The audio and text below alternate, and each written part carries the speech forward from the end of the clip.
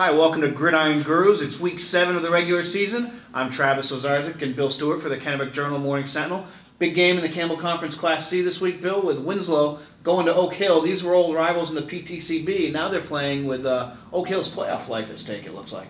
Sure, yeah, and of course, this playoff race in the Campbell Conference, it looks like it's going to come right down to the final day of the regular season. But, this is a game Oak Hill would really like to have to further cement their playoff case.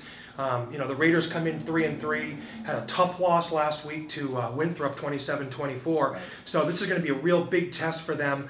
Oak Hill once again comes in with a strong ground game. Cody Depew is leading the way. He's had a monster season this year. He's averaging about 120 yards a game and close to 2 touchdowns. So he has really been the main force for them this year. And so it'll be interesting too. Oak Hill has a pretty good defense. They're pretty strong up front, a little undersized, but certainly this is going to be a real big test. Yeah, and Winslow head coach Mike Savitsky said he knows that they're going to get Oak Hill's best game because the Oak Hill Raiders really need to win this one and maybe even beat Maranacook the next week to get into the playoffs. Winslow coming off a big win, 28-27 in overtime over Dirigo. It's a game where the Black Raiders kind of had it in hand early, up 21-7. Let Dirigo back into it. That's going to happen with a young team like Winslow has, but the Black Raiders do have some good senior leadership, and Coach Savitsky says he can see the team getting better. They just need to put together 4 quarters.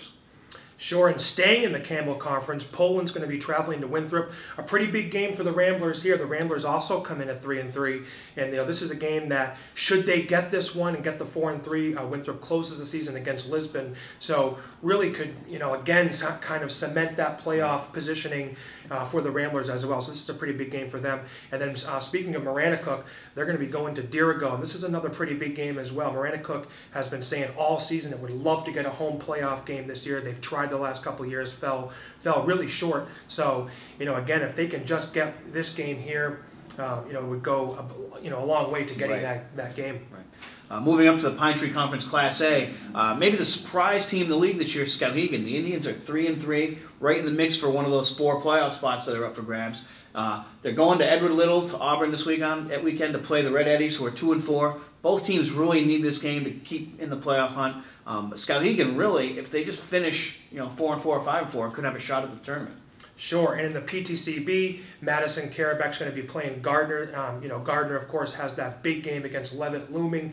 The Tigers, obviously look like they're in that mix somewhere in the top 3 in the league, but could really shake things up with a couple wins to close the regular season. Yeah, and Madison hoping to make the playoffs in their first year in Class B. Sure. All right, that's it for us this week. Enjoy whichever games you make it out to, and we'll see you next week here on Gridiron Gurus.